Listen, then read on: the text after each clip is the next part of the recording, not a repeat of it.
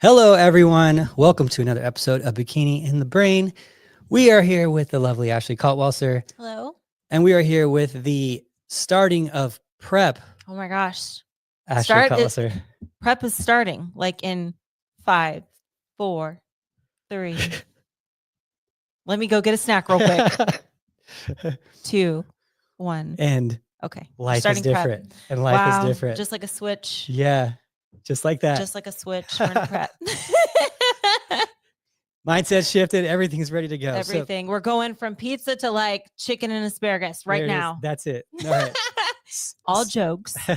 So what we're talking about today is, what happens when you start prep, kind of your pre-prep, what's phase 1 of prep look like? How do you apply it to yourself? But also, Ashley, what she's going to be doing for her start of prep and how things will be kind of going from here. Yeah. So let's backtrack a little bit and talk about the off season. So I took 4 months off for this off season. Last time I stepped on stage was November 2nd in Kazakhstan. So yeah, it's been over 4 months.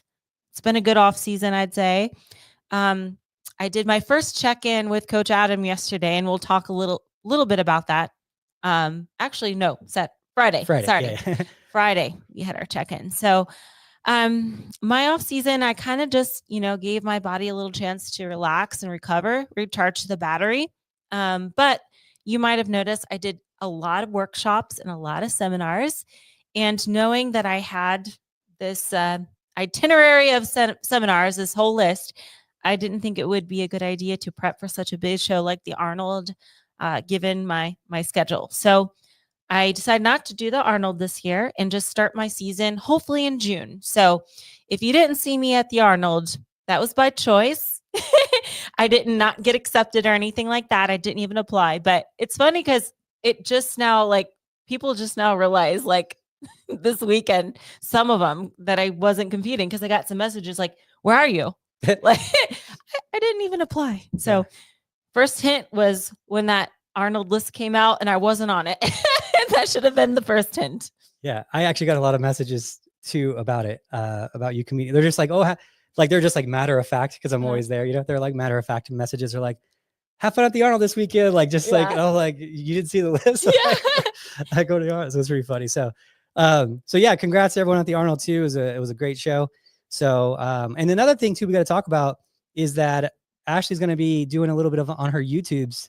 Oh yes. I did my first YouTube in a long time. Yesterday we filmed it. Yeah. Adam and I, and it's my check-in. Yeah. So if you want to know how my check-in went, we'll talk about it here too, but yeah, if you watch the video, there's more to it. There's more to it. It was live. So yeah, I think people are going to be excited about seeing your YouTubes. Yeah, I got lazy with it. I really did. It's so hard to stay on, to stay motivated with content 100% of the time. Well, my excuse last year was my competitions would be my only and main priority. So I was very focused on competing and prepping, but not documenting it. And I know it sounds silly, a YouTube every week, but I think of it as like a diary. And I want to reflect on it in the future, just to be like, oh, I did this at this time. And I'll do that. I'll look at my old videos and stuff. So yeah. I need to be better at that. You should. Yeah. That's what I do. When I do my vlogs, I don't care if anyone really watches them. Yeah. I'll get a small amount of people watch them, but I'm like, it's not even for you. It's for me. When I'm 70 and I review it, I'm like, man, I did all that. It is nice to have the connection with people too, though. Cause unlike Instagram, things like even the podcast, which is on YouTube as well, but YouTube videos and podcasting, people can connect to us so much more. Because when we go at expos, no one says, yeah, Ashley, I love your Instagram. No, they're like, hey, I listen to your podcast every week. You're not going to get to know me off of a 30-second workout clip or a photo of me. But being able to connect with the audience, I think is very rewarding for us as well, because it's like, oh, we're not alone. You see our community here. So it's nice. I need to be better at it. So one of my goals this year is to be better with YouTube. Okay. I think the people, and leave it in the comments. Do you guys want to see more of Ashley's YouTube? No, they don't. I feel like no thanks. I feel like there's very few people who do a lot of bikini vlog style and that it's super desirable to see what's their lifestyle actually like. What's that actually like? So I'm glad we'll see what happens, but I hope you do. Because I do understand as well. there's other like industries where people do a lot of vlogs and stuff too, where in that industry they say you can either be great at this or you could be great at a vlogger. Like that's one, like in, obviously I play a lot of poker and stuff. That's like one of like, you could either be a great poker vlogger or you can be a great poker player. You can't be both. Like, so I understand it takes a lot of time and effort to do both. And so that's why I don't think you see too many guys that are crushing it in the vlogging game that are at the high level. I think it's because they're just so focused. It takes so much time too, Right. So I get it. You're doing that, you're coaching, you're at seminars. I get it. So, but now we have a little more time, I guess, to do social media, because since I'm starting prep, I made a point not to do as many seminars. So I had to start saying no to a few of them, but I'll still do some, especially the ones that are here in Vegas for our team seminars, which can be found on teamelitephysique.com. Yeah, next one, March 15th. Yeah, and you don't have to be a team member, right? Correct. Yep. You don't have to be a team member. So if you have friends, you can bring them. Yeah. Come one, come all. So I started to kind of taper off doing as many seminars. So now we can focus on training and content and just getting in the zone. So I'm ready. I'm ready to start this prep. We're looking at about a 12-week-ish prep. And hopefully that puts us to competition ready in June, sometime in June. A lot of good shows in June. Yeah. June is what's up. June and July. Yeah. So that's when a lot of shows start picking up, which is another reason it's good for me to start my season later in the year. It's because that's when they all start to happen. Whereas, the Arnold's the outlier, and then there's a big gap, and then they start to be more frequent. Yeah. And it's a perfect timing. Like if you're going to get active starting in June, you got June, July, August, and then, then a couple, 8 weeks or so, 6 weeks or so, whatever off, if you do that before the Olympia, in around that time frame. So it's kind of a build up, and that makes sense. Yeah. And then after Olympia, just go crazy because, hey, season's already over with. Now it's time to have some fun, But that is the plan for this year. So what does that mean? What am I going to start to do differently? Well, I'm going to start to be a little more careful with the diet. So I kind of just ate intuitively over the last 4 months, but within reason. And I still made healthy choices. So don't think that just because I felt like eating a certain thing that I ate it, I don't have a huge appetite to begin with. And I trust myself to make good decisions, and I don't have a lot of cravings either. So for me, that was a nice little, breather, little break from like prep foods, I guess. But I never really, I feel like even given the opportunity, I probably still ate under 1,700 calories, I bet. I don't know. Well, you know what I found too, and this is something that actually I just sent a check-in to one of my clients a little while ago, and she's going on vacation for a couple weeks. And I told her, you know what? She was like, yeah, I don't want to just track macros and be loose. And I was like, honestly, I think you should go a step farther than that and just intuitively eat for like 2 weeks, because most people who are health conscious and fitness conscious, where they are, super into it, when they go on diet breaks, it's not like everyone else going on like a diet break. Like they're just going, oh, I'm on a cruise, it's going to go eat everything. Most people that I've worked with that are super fitness conscious, they just, they might gain like a pound, and but they get a full week, 2 weeks, whatever, 4 months of like letting your mind kind of relax and recover a little bit. If it's just a couple, weeks here and there, I say, as long as you're one of those people that can do it, and most people, when they come back from those vacations, they're like up a pound, 2 pounds. I'm like, wasn't that worth it? Now you're mentally recharged. You feel good. You didn't feel like you've been missing out on anything. And then you're ready to just go back to your diet now full force. And usually people get that out of their system. Like, yeah, I feel just ready to just like, I want to be back on prep now versus being tracked. So I think that there's a right time, and there's of course right people and wrong people for that. If you're not that person, then be honest with yourself there. But I would say most people that I work with, especially if I'm working with them for like a year or more, I'm so comfortable with them. Just, go and do your diet break. You're going to be fine. And you're going to be just fine. Let yourself relax a little bit. And then they come back to like, I'm glad I did that, but I am very much ready to go back to my diet. I want my chicken breast. I want to feel clean and feel like, oh yeah, digestion and stuff just feel good. But that was nice, but I'm ready. Yeah. And I want to emphasize too, it does have to be the right person. Cause even probably myself 10 years ago, I wouldn't have trusted myself just to kind of let my stomach guide me.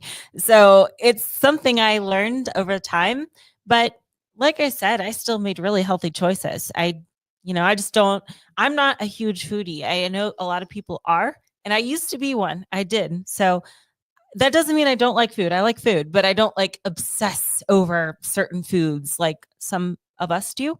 So I think that works in my advantage, especially for the off season, because that helps keep it in check for me. Yeah, I think we're similar in that. I Mhm. like trying new foods, but I'm not someone who's like has to, like, Yeah. oh my gosh, I have to have, like, I'm missing out so much if I don't have that pizza or whatever. It's always like, I think we've both kind of trained each Mhm. other to, oh, that'll be fun to have, and you'll have, I'll have a Maybe couple have a bites of bite. it. Yeah. Yeah. And I'm like, that's cool. A lot of times too, when I'm eating it, I'm like, it's good, but it's not really worth the It's calories. just a curiosity sometimes, Yeah. And you're I'll just eat curious. a third of it. And it's like, it's so weird where I'm like, yeah. And I'll look at it as like a investment. And I'm like, it's just not worth the investment of calories. Or no, me and Kipper say expensive. We'll be eating it and we're like, it's a little expensive, but we're referring to the calories, Yeah. not the cost.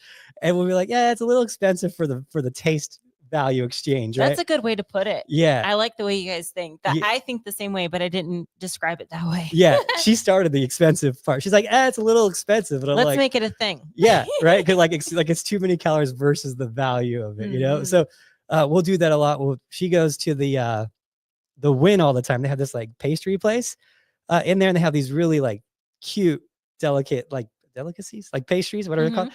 And they're like $10 for little cakes, but we get like 2 of them, 3 of them. We'll just eat like pieces of it, and they're like, it's a little expensive for the whole cake. Like, let's get like a couple bites and we'll be done. So I think that just getting the taste of it is really the foodie part of me. I want to taste it, but I don't need to like, go crazy with it. So yeah, I mean, I remember back in the day when I was a foodie and I used to obsess over the food, I would eat until I was super full. And then the next day I'd wake up and I was still super full. And I hated that feeling of like, you go to bed full and you wake up full.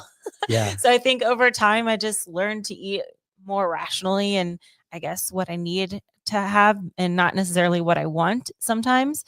But again, I don't have these huge cravings, which works in my favor. I don't know how this happened over time, but I think it's just out of habit. Just eating healthy foods over time kind of led me to want healthy foods. I think that's the same with anything, when I was, it's different now as a trainer, right? But when I was first a trainer, I would essentially force people to go to the gym like their first month. And I'd be like, just whatever you got to do, get to the gym every day besides Sunday this month.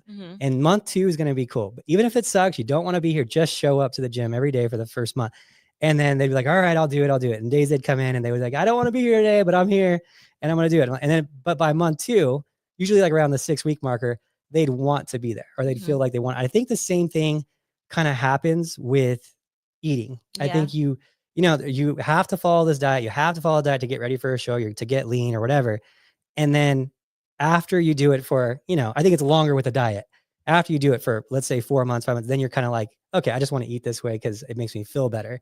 Because I ate the other way and I didn't feel very good after I ate this way, or this is what I desire now. I think it's just like forming a habit. When I was working at 24-hour fitness, one of the things that they did is they ran all this data, which was really cool.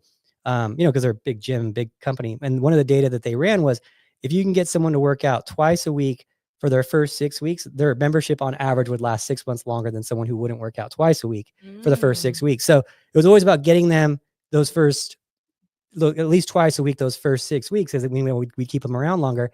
And so it's 2 things. 1, they'd build the business, but 2, they'd keep the member healthy with and keep them going to the gym.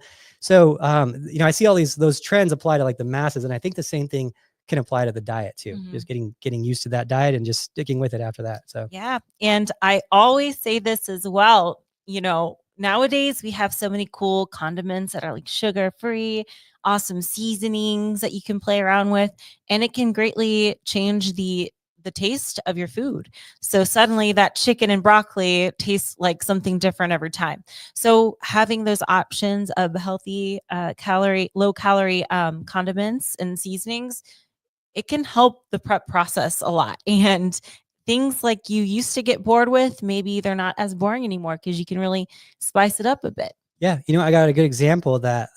Last night, me and Kimmer went to this Mexican food place, like right here in the parking lot. It's a great Mexican food place. Like, let's go there because they have chicken breast, grilled chicken breast. and they have this salsa that they have there. Why is this salsa? We're like, why is this salsa so good? Like, she's like, it's the best salsa I've ever had. I'm like, yeah, me too. It's so good. I was like, let me just ask them if I can buy some of this salsa. And they're like, yeah, we can sell you 16 ounces for $11. And I was like, all right. And they're giving me this. I don't know. It's definitely more than 16 ounces. It's so much salsa that they gave me. But so today I usually, my turkey, or I eat my little hamburger. Every morning I have those little hamburgers, like a lean 96 lean. And then I have turkey. And then I was, the normal boring turkey. Now I'm eating that with the salsa, and it changes the whole thing. I'm like looking forward to it now. And it's just 15 calories for 2 tablespoons salsa. Mhm. And Kimber too, she's like your whole day changes because of this one little thing you found, right? And it's the same exact food. She's eating chicken breast. She's eating super lean turkey. She likes the leanest turkey. I don't like her turkey. It's like super dry.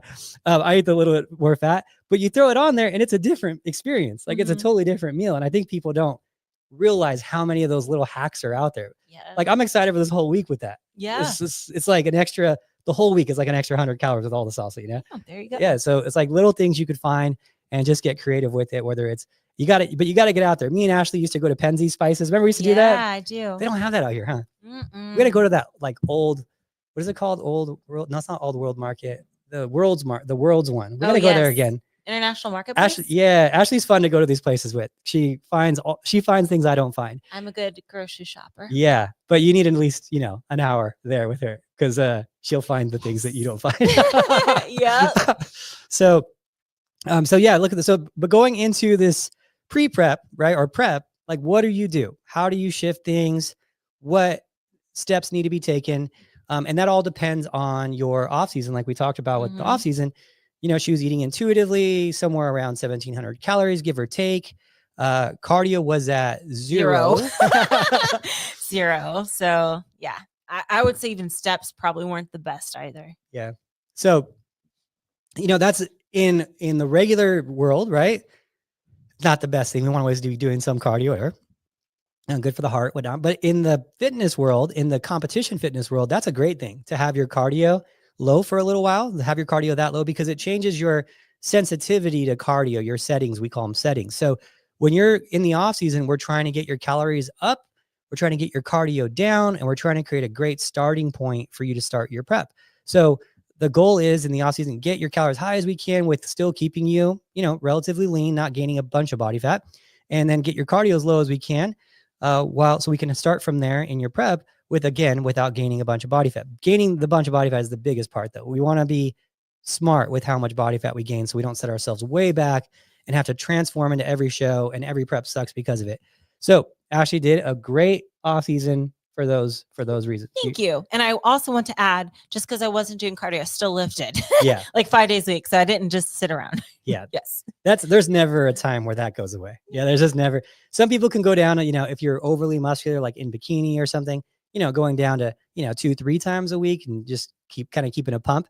That would be like the only time it really goes down. But if you're in the never ending chase of muscle, as most bikini competitors are, that's pretty much not going to go down below 4 times a week would probably be the minimum in the off season for most people. Most are going to be at like 5. I had a few 4-day weeks. And then also I did do a week deload after too. Yeah. So, and you needed it though. That was good timing. So, but all in all, I feel like this was a pretty good off season. And, I feel like my digestion got better.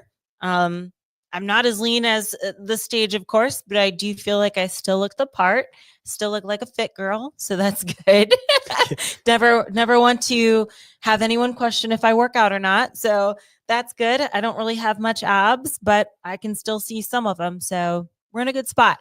I wanted to make sure that this year when I came back to prep, I was a little bit leaner than last year. So if you guys can remember last year around this time, I had the eye surgery that I was recovering from. So I feel like last year I might have gotten softer than what I would have wanted. But my I guess just eyeballing myself, I was just using my last year as all right, as long as leaner than this, we're in a good spot as a reference. And I felt like I was leaner than that. So I continued to do what I do, but the fun is over. Prep begins. But you know what? Prep's fun too.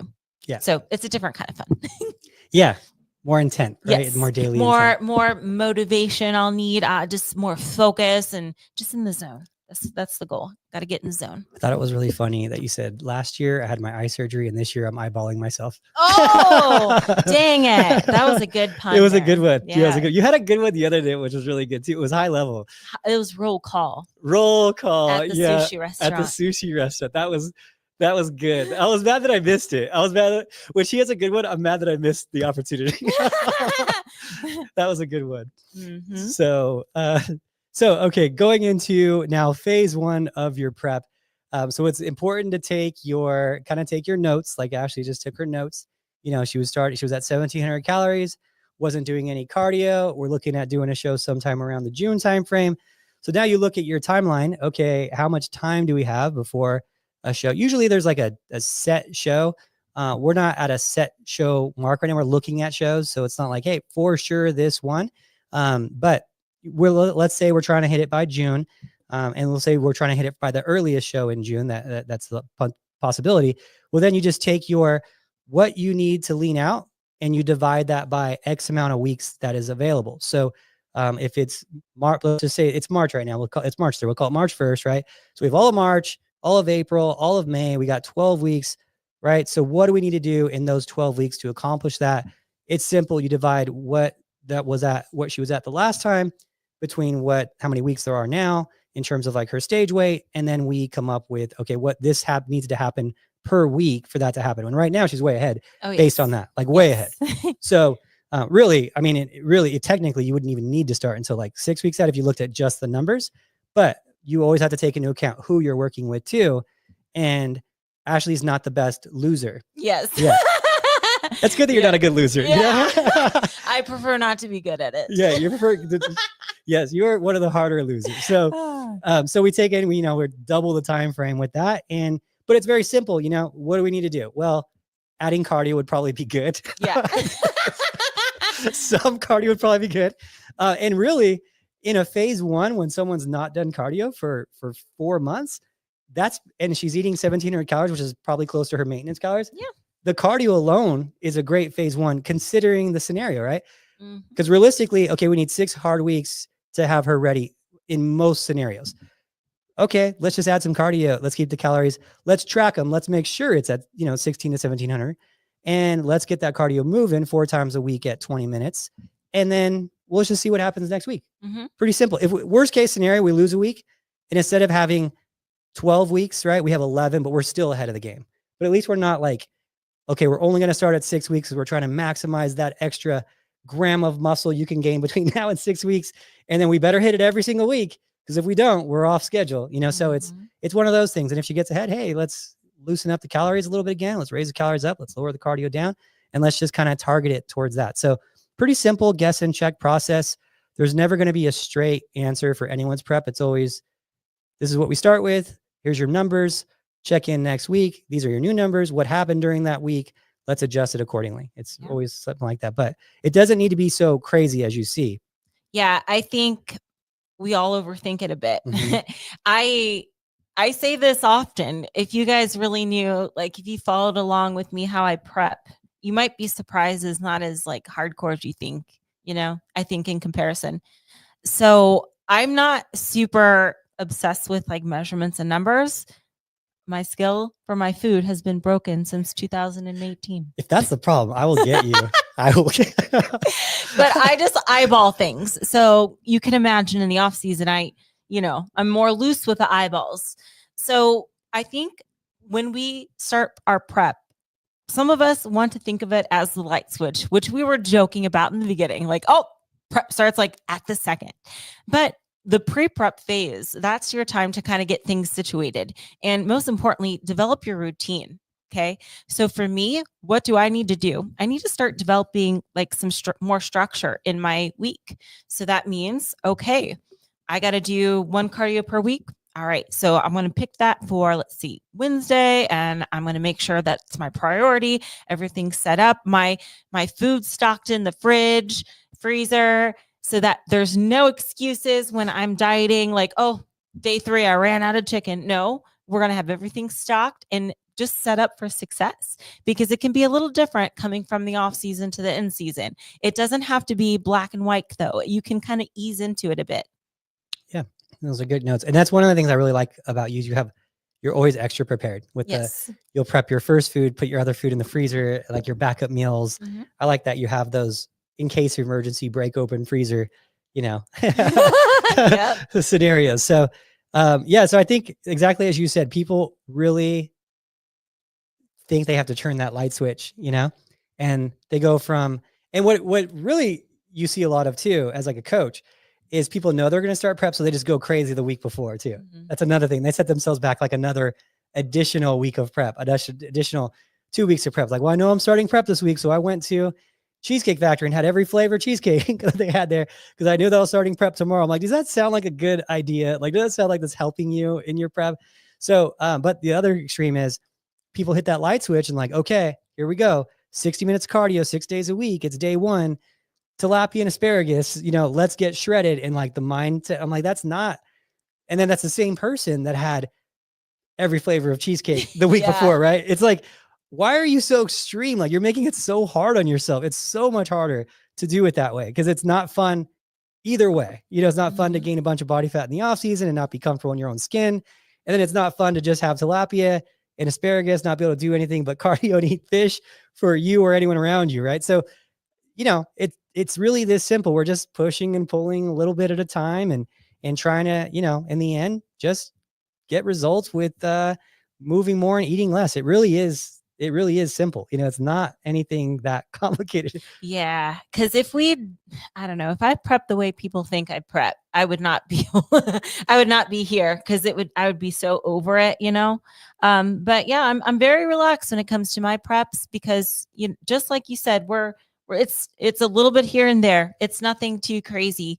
So I keep that mindset, we don't have to overcomplicate everything. It doesn't have to be so dramatic. Let's just see what I look like every Monday and go from there. Yeah, I think the other part of that, why you're more successful than many in the off season too, is that you don't go so crazy at the start of your prep where you don't feel like you're missing out on that much either. Like it's even though you're starting your diet, you're easing into it more than people would think because your calories they're about the same and you're just a little bit more in cardio. And then, maybe next week your calories are down, whatever, 10% or something.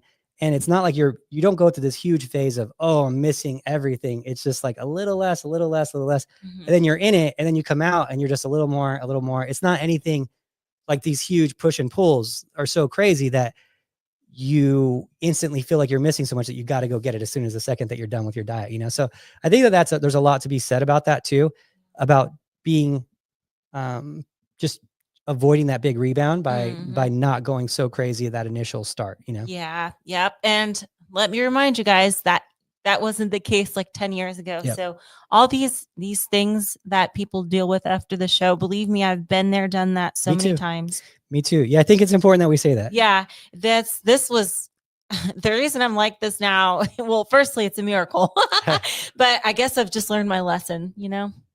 It's a skill like any other sport where you just get better at that sport. It just becomes real easy at a sport. At first you're shooting baskets and you can't hit a 3-pointer and then you practice 1,000 times. And now all of a sudden you're hitting 70%. Right. So, same thing with this, you're going to be off every off season and you do it, 20 times. And then the next thing you're hitting 80%, so it's one of those things and it's a skill. So it's a skill game. So don't ever think we're like bashing you because we want you to be lean. We're just saying, hey, we've done this a long time. This is where we want you to get to eventually. You're going to have some ups and downs. We both have had them. And yeah, I've rebounded after shows too, like week after shows, like, like, damn, like, I remember I think it was like one of my last ones where obviously I remember when I threw up after shows, I ate so much. Yeah. That was a low moment, right? That moment I felt like that was the only moment. I don't drink or do drugs or anything. And that was one moment where I felt like an addict. I was like, I think I'm like a food addict. Like I was like eating because people who do drugs to the point where they're harming themselves. Yeah. Like there's people doing recreational, they have fun, whatever, that's their thing. I don't do that. But to the point where you're like a zombie in the street harming yourself because you just can't control yourself. I felt like that with food. And I was like, I can't believe I lacked that self-control. And I was like ashamed of myself. Right. And then, and that was like my moment and then the scale that like week I was like, I just lost in all that time, all that investment of time, 16 weeks gone like that. And it was just like, what a waste of time. Like, what a waste of effort. Like anything else you put that much effort in, imagine it just like if you did anything else for 4 months, let's say you're like building a brick wall around your house for 4 months. That's the equivalent of like a storm coming in and just tearing it all down. Like, what a waste of effort, like, no, I spent 4 months building that wall. Like, that sucks that came down. Someone crashed into it, right? Yeah. Like, that really sucks. But we don't think about it the same way, because 4 months of effort, daily effort, that's a lot of time. It's so much time. And it just rip your wall down by yourself, like purposely on yourself. So at that point, that was when I was like, okay, I'm never doing that again. And then after that, my low, right? Then I was like, okay, I was able to just chill after that. I always thought about the time and the feeling, So yeah, after the show, that's when it's the most, it's the most easy to put on weight, unfortunately. And that's when you want food the most. And I think even for me, I go through a little phase after a show where my weight goes up a little bit faster than usual, and then it just stabilizes after that. But yeah, you got to be super careful post show. That's for sure. That can get you into some trouble. It hits you that urge. Like, as soon as you get those first couple bites, like it just opens up the floodgates. It seems like the hunger has no limit. Like, the hunger just doesn't, not a normal hunger. It like just like a bottomless stomach. Like, it's just not even filling you up what you're eating. I get it. So yeah. So be careful out there, guys. Be careful. It's a slippery slope. It's a fast slide. It's a fast slide. So I think most people, this won't apply to you since shows just now got started. They're probably starting their season and not ending it. So what other things should competitors be doing to prepare to start their prep, or if they're just now starting it? I think one of them is just making sure that you're setting up your life for it too. You're saying, like you said, hey, now it's a cardio day. So now you set the alarm a little bit. Yeah. Hey, I'm going to wake up and do my days here, no matter what. One of the things that I remember the most about this, a professional bodybuilder I was talking to, and he said, he was traveling, won a bunch of shows. He was like the man. And he was like, they call me everywhere to do expos and seminars and this and that. He goes, no matter what, I say, hey, I'm going to work out at 9:00. And that's always going to be 9:00. Even if I'm on a flight at 9:00, then my 9:00 starts right when I get off that flight. He goes, so that's my schedule. That's my time. I'm never going to not do that. So everyone knows when I land, if it's after 9, I'm going right to the gym. And I just do not sway from that in any way. I know I'm going to eat my food during these hours, no matter what. And he was, very particular on those things. And I'm going to eat my food at these exact hours, no matter what. I'm not going to sway from it. So that was one of his keys to success, is just never getting away from it. He's like, because when I did before, I would say, oh, well, I flew in. I'll just work out at 4 after I say hi to everyone. I do this. Next thing you know, he missed a workout. So he's like, from now on, I stick to my schedule. So I think that's one of the important things is checking into yourself and saying, hey, I'm going to show up daily, and here's my schedule. Nothing changes outside of that. And that's one of the big things. Keys to success. A non-negotiable. You're going to have more non-negotiables once you start prep meeting. If that, like for me, for example, I'm like, I have to be home by like 7:30 because I have to start to relax and unwind so that I can be in bed by 9. So for me, that's one of my non-negotiables as I start prep. Whatever yours is, make sure you stick to it, even if you have to write it down, even if you have to tell everyone in your family, like, hey, no ifs, ands, or buts. We're starting prep, so we got to get serious now. Yeah, things change. You're going to have to get more serious. You're going to have that structure. So structure is everything. Obviously, you're going to have your menu plans from your coach. I think it's helpful to print them out, but totally up to you on that. And then just make sure that you're over prepared for your food. Just like Ashley said, be over prepared, because a lot of times you're going to not have things even available at the store. If you're going last minute and let's say you're going at 9:00 at night to get food for the next day, and next thing you know, they're out of chicken breast, and that was your thing. Now, what do? You're in a panic, right? Well, luckily you have chicken breast in your freezer. You're like, well, worst case scenario, I'll come again tomorrow or whatever, right? So it's not this like panic thing. So be extra prepared. Correct. And make sure you have your gym clothes all washed up and ready. I know I do. You have to be sure that your outfits are set up for the next day so that you can get into the clothes and go to the gym before you have any second thoughts. And it's funny with the cardio. I know with myself, and I'm sure many others, it's, starting cardio, the hardest one is the first one you'll do. Because it's like, we got to start again. But as you start to do more and more cardio, it becomes less of a task. It's like, it is what it is. I'm doing cardio. It's part of my routine. It's a habit now. So that's one of those things, like in the beginning, I dread the cardio, but I know like once I get into it, I'm like, it's not so bad. Yeah. It's definitely one of those things I'm doing. I do mine too now. But I have even one day at the gym, which I really dreaded at first. And I call it like my health day. So it's like my health day at the gym. And I'm like, all right, Adam, getting a little older, you got to have your health day at the gym. And so my health day at the gym is my cardio, which I do my cardio 3 times a week. Dang, you're doing more than me. Yeah, 30 Holy minutes. Crap. That's just for heart health. Holy crap, Adam. And then my health day, though. You prepping? No, try to live. Prepping for life. Yeah, exactly. Hitting the minimums. I have no problem working out 7 days a week. I love it. But the cardio part is where I suck. But my health day is like 30 minutes cardio, stretching. I always do abs. I do abs every day. Stretching, abs, and sauna. Like that's my thing. And I hate how like sweaty the sauna is too, because I'm a big hairy man. So I'm just, I sweat more than the average person. I'm like, I got to go just covered in sweat. I got to walk out to the car, drive it. So, but that's like my health day. And at first I hated it. And now I look forward to my health day. But at first I hated it because I hated the sauna part's the worst. It's like, because you can't have your phone in there. It'll get too hot.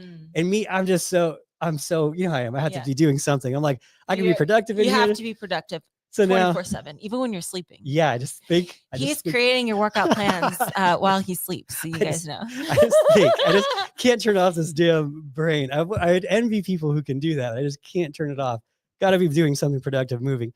Feel sorry for Kimber because I'm always like, I got to do something, But in the sauna, I'm like forced to sit there and I'm like 20 minutes, So I started combining my stretching in the sauna. So I cut that to make it more efficient. There you go. Yeah. So I'll do my standing stretch stuff that I can do in there. Yeah. So I cut some stretching time down. That's awesome. But anyway, it's the point of it is it sucked at first, and then now I look forward to it. It's like my favorite day now. But it took six weeks to like really Yeah, it's something you have to warm up to. This cardio, it's yeah. I'm not the biggest fan. You get to the point where you like it though, like towards the end, especially the Orange Theories. Because I just think I'm so like excited to compete that it's just like I'll do what I gotta do. This cardio doesn't. How do I say this? When you're super motivated, it's like the best pre-workout. Like hard workouts seem easy. You know what I'm saying? So cardio seems like it's no big deal. Yeah. So it's a mindset, but you'll get there. You'll get there. Especially with those Orange Theories. Those are fun. Oh, yes. I do have to start the Orange Theories. Ashley is an orange. If you guys don't know, Ashley is an Orange Theory crusher. Oh, thanks. I went with her, a couple times? Orange Crush. 2 times, 3 times? That's I don't know. Soda. And she was like the splats, right? Splats. I can't remember. It was a lot, but. They're like so you wear a heart rate monitor and this thing called is it called a splat? Yeah. Okay, splat, where like you hit peak levels of heart for, was it a minute? Like heartburn or something for a minute. Yeah. Yeah, a minute. And that's like one splat. Like she was queen splat. And I was looking, I was like, how are you doing this? And she was beating everyone in the class. And there's, I don't know, 30, 40 people in that class. Well, right? You know what's not fair, Adam, is even though I have more splats than anyone, you still burnt more calories than me because you're a dude. Yeah, I know. I'm like twice as many calories with like half the effort. Not fair. It's so unfair. It's so unfair. Yeah. Yeah. So I'll definitely have to do more of these Orange Theories. Yeah. So, that'll help me ease into the cardio because it's, half cardio, half weights, I guess. Something else I'm going to have to do as I ease into my prep, and you probably should as well, is I guess limit my out to eat dinners. I was doing like 2 out to eats. Now I should probably limit it to 1 per week. Well, I do like it's a dramatic pause. Yeah, I know. It feels like a sad, like someone passed away right there. So the you know what though? I do like that you got out of your comfort zone and you started going out and eating and getting out there. That's fun. You live in the best city in the world for food. Yeah, I mean, it's not even a comfort zone thing necessarily, but more just I'm not as much of a foodie. So I'm like I'm very content with like prep food. So when I'm prepping, I'm like, well, I'll just eat the prep food. But yeah, there's some good restaurants out here. Yeah, it's crazy. It's good experiences regardless of the food, but I'll probably cut back on that to 1. You think? Yeah. Yeah. 1 time a week. Yeah. I went to a new one on Saturday. It was a Japanese place at the Resorts World. So I didn't even know it was there, and I'm there all the time. So my friends were in town from California. Oh yeah. Yeah. And we had a fun time. We went to that. I was like, oh, this is cool. Another new spot. We went with Kimber. So it was cool. Guess where we went? Where? We went to the AYCE again because Oh, did you? Hugo wanted the Hello Kitty drink. And oh my gosh. he regretted not getting the Hello Kitty. You went out the second I went in. Huh? I saw your car in the parking lot, but I didn't see you. This happened at New Year's too, like a few years I saw ago. your car and I was like, no, there's no way she went again because like that's too many times for Ashley. There's like, no way you eat there that frequently. all the time. Oh my god. All the time. And I saw your car, but I walked in and I went to the bathroom, like right straight to the bathroom. Cause when I have like when my tournament days are like long, they're like, if you do good, you're in the tournament for like 8 hours. You don't eat that whole time. So then I'm like, I'm starving. I need to go. So I go there like after that. And it was like, that was one of those days. I remember telling you it was one of those days too. And then I went out to the bathroom, like, there's no way she's in, but your car's so unique. And I looked at it and I was like, oh, it's a Nevada license plate. And then I went to the bathroom and came out and you were gone. I was like, okay. Yeah. I'm like, maybe it was her, but Friday? I didn't. Was it Friday? We'll see. Friday I played at the Aria. Yeah, it was. Yeah, Oh that was my. it. That was it. Because I played Friday at the Aria Dang, for Vegas. Yeah, isn't What that a crazy? Small world here. Okay. It's not even close to me. We got to tell everyone too that's coming to the seminar. We're gonna go. So the 15th, the seminar, we'll probably go to AYCE again. It's this cool little sushi place. If you're from Vegas, it's just AYCE stands for all you can eat. It's off of Picos and what? What is it? Picos and what? I'm not sure. Yeah, Picos and let's say like Flamingo, close to that. But it is really, really great sushi. And they have sashimi options and low. They have chicken breast options too for Ashley, but a lot of options there. And on the 15th, if you come out to the seminar, we're also going to do that at night. Everyone liked it, so why as well go there again and make it a thing, you know? So anyway, good stuff. Yeah, that's make fun. it a thing. That's funny. I just forgot about it. So you said that right now too. So anyway, what else are we missing with that? With that, well, I think unless we have some other questions from our viewers, we might have covered it all. Yeah. Unless there's something you guys want us to mention. Trying to think. Yeah, we start the cardio. Oh, you know what else I'm going to have to do, Adam, as we start prep? I'm going to have to like start my posing practice because I have not. Yeah, we posed on Friday. Yeah, and, we posed. I will say, you really do need to practice posing more, Ashley. But you did a good job. And that's the problem is you're rewarded so well when you're like, when you do a show, you're like, yeah, that was like my first time posing in a while. And then you like pose perfectly, and you win, and I'm like, yeah, there's not much you could say. Like it's working. You know, so yeah, it would probably be helpful. I definitely need to be better at that. And I need to have like a self-care day, I guess, because I need to start stretching too. I don't stretch. I need to do that. But also I need to increase my frequency in the gym from 5 to 6 now. So we're aiming more for a 6 training days instead of 5 or 4. Yeah. Getting back on track, you know, and less training by myself sessions, because the thing about me, guys, my flaw is that I don't push myself with the intensity unless someone else is for a lot of times. With cardio, funny enough, I can push myself with cardio. But with training, I don't know. I'm much better off when Adam's looking over my shoulder. Yeah. Making sure I'm not slacking or zoning out. We're going to have some fun this year. This year's going to be a good year. Yes. I'm excited for this year. We'll see. Yeah, every year is always, it's always, we're curious what's going to happen, you know, but last year was so good. You know, it's hard. Some of these years are so good. It's like, man, could it be even better than that? I know. It's like, how could it be? Yeah. But we always find a way. Always find a way. So we're going to have fun. No matter what, we're going to have good fun this year, getting out to a lot of seminars, doing things. So I guess with that, there's no questions. So let us guys know in the comments if you do want any questions. And if you are, as we're saying, we're trying to build these posing seminars up. The last one had like 40 people.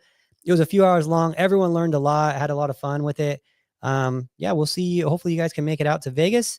Address is 1176 Vegas Valley Drive. I am going to be giving away posing suits again from Angel Competition Bikinis. Thank you very much to the Shoe Fairy who gave away some shoes and some posing suits last time too from Angels. So it'll be a fun seminar. And then of course you guys all come to AYCE and join us with us after that too. So I guess with that, that's it, huh? Thank you for watching. Thank you.